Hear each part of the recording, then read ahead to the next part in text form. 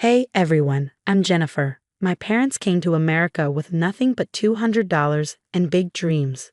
My dad worked 2 jobs and my mom cleaned houses, saving every penny they could.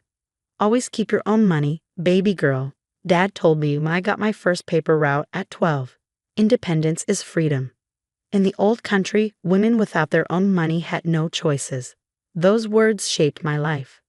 Through high school, I worked every summer instead of vacationing.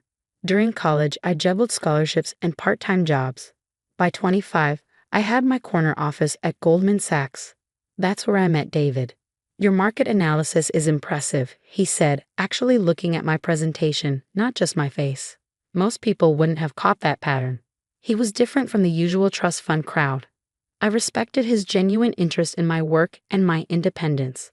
Our wedding was perfect until his sister Elizabeth cornered me at the reception. Separate bank accounts? How modern, she said with thinly veiled sarcasm. In our family, we share everything. Right, Daddy? Peter, my father-in-law, nodded sagely. Family money should stay in the family. These independent arrangements can lead to trust issues. Easy for her to say. Elizabeth's career was a series of failed fashion blogs bankrolled by her parents. At 32, she was still living in their Manhattan apartment, finding herself. Every Sunday dinner, my mother-in-law Lisa would ask, "Don't you trust David with money?" In her day, wives simply trusted their husbands. But for me, it wasn't about trust. It was about maintaining the independence we both valued. My cousin Margaret saw through their pretense. They hate that you don't need their money, she told me. An independent woman is their worst nightmare. David always defended me. Jennifer earned everything she has, and I love that about her. I thought we'd reached an understanding. But one day, I came home early with a migraine, only to hear Elizabeth's voice drifting from my home office. It has to be here somewhere. I found her rifling through my desk drawers, clutching my investment statements. "Oh, you startled me," she stammered. "Just looking for a pen." In my locked desk drawer, her excuses couldn't hide her intentions. This was more than nosiness. This was about control, about a family desperate to rein me in. Looking back, I realized that was just the beginning. At the next family dinner, Elizabeth smirked and made her move. "I spoke to our family financial advisor," she announced. "Joining the family investment pool would be perfect for Jennifer." Lisa chimed in, "Wonderful idea. All the family money in one place." I replied, "I'm comfortable with my current investments, thank you." Elizabeth's tone turned saccharine. "Unless you don't trust us." David squeezed my hand under the table. "Our arrangement works for us." But Peter put down his wine glass hard. "Son, separate finances often mean someone's planning an exit strategy." The room fell silent as David stood, face flushed. "Enough, Dad." The tension simmered until Elizabeth orchestrated her next move at the country club. "We're all investing in a vacation property in Aspen. You and David must join us." When I politely declined, she leaned in with a sweet smile. "Like your secret accounts, I mean independent accounts." Rumors spread fast. Margaret warned me, "Elizabeth's been asking around about your salary, bonuses, everything." I could feel the pressure mounting, but I was done playing their game. At Peter's birthday dinner, Elizabeth clinked her glass for a toast.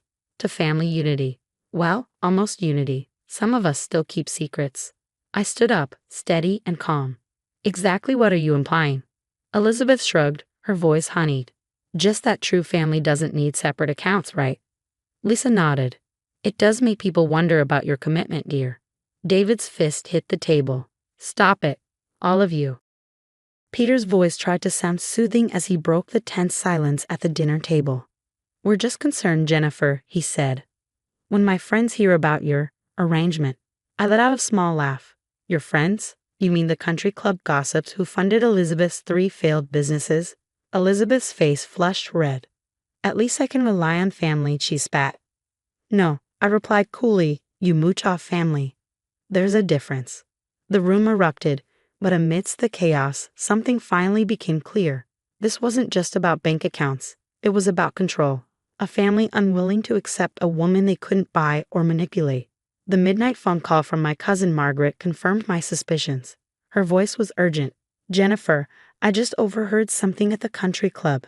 Elizabeth's husband is filing for divorce. He's frozen all their joint accounts." My heart raced. What happened? She's been forging his signature on business checks, racking up credit card debt he never knew about. We're talking hundreds of thousands in hidden debt. Now it all makes sense. The obsession with your finances, the relentless attacks on your independence. A drowning person will grab at anything to stay afloat. The next morning, Lisa came to my office looking older and more fragile than I'd ever seen her. I need to confess something, Jennifer. Her voice trembled. When I married Peter, I owned 3 successful boutiques. He convinced me to sign them over, said separate finances meant I didn't trust him. She looked down at her hands, her wedding ring glinting in the light. Now, I can't buy groceries without asking for permission. Watching you stand your ground, I realize what I lost. Is that why Elizabeth's been so hostile? I asked gently. I'm everything she failed to become, independent, respected, successful on my own terms. And it's eating her alive. David came home that evening with the full story. Remember that Aspen investment Elizabeth kept pushing? It was a desperate attempt to get Dad's money to cover her debts. I felt a pang of sympathy, but also a sense of resolve. This wasn't going to be easy. And I was right. At the next Sunday dinner, Elizabeth stormed in, wearing designer sunglasses indoors. A familiar attempt to hide her distress. She threw a sharp glare my way. Must be nice, being so perfect. Separate accounts, a big career, everyone's respect. This isn't about me, Elizabeth, I replied calmly. Of course it's about you, Miss Independent, looking down on everyone who needs help. There's a difference between needing help and refusing to help yourself, I shot back. Lisa surprisingly backed me up. She's right. I taught you that dependency was normal, Elizabeth. I was wrong. Mom, you're betraying me for her? No, Elizabeth. I'm finally telling the truth. Look at what financial dependency did to both of us. David stood up, finally seeing the full picture. You tried to destroy my marriage because you couldn't handle Jennifer's success. That's what this whole separate accounts drama was really about. Elizabeth's carefully constructed world began to crumble. The luxury lifestyle, the facade of having it all, vanished in an instant, and somehow, she decided I was to blame. That night, I started documenting everything. The accusations, the financial secrets, the confrontations, not for revenge, but for protection. A woman who's lost everything can be unpredictable, and Elizabeth was becoming desperate. Looking across the dinner table, I saw her smudged designer mascara and trembling hands. I realized this wasn't over. She'd lost her marriage, her credit cards, and her reputation. In her mind, the only thing left to take was my happiness. Elizabeth's divorce became final on a rainy Tuesday. She showed up at her parents' mansion with 12 designer suitcases, tears perfectly timed for maximum sympathy. He took everything, she whimpered. Our accounts, the house, even my car. You mean his accounts, his house, and his car, David corrected. Maybe it's time you learned the difference. Her first job interview in 15 years was a disaster, as Lisa confided to me over lunch. She couldn't even explain what she's been doing all these years. Professional shopper isn't exactly a career skill. How's she handling living with you and Peter? I asked. Terribly. She's never followed a budget in her life. Yesterday, she cried because Peter wouldn't let her charge a $500 handbag. Family dynamics shifted dramatically at Sunday dinners. Peter started asking my advice on investments, and Lisa opened her own bank account for the first time in 40 years. I should have done this decades ago, she admitted. Watching you stand your ground gave me courage. Elizabeth, of course, was furious. So now everyone's following Jennifer's independent woman act. What happened to family unity? Unity doesn't mean dependency, David replied sharply. Look where your version of unity got you, divorced and broke at 33. Elizabeth tried different tactics. First came the tearful apology. I was just scared and jealous. Can't we start over? Then the guilt trips. Family should forgive family, unless you're too good for us now. Finally, the threats.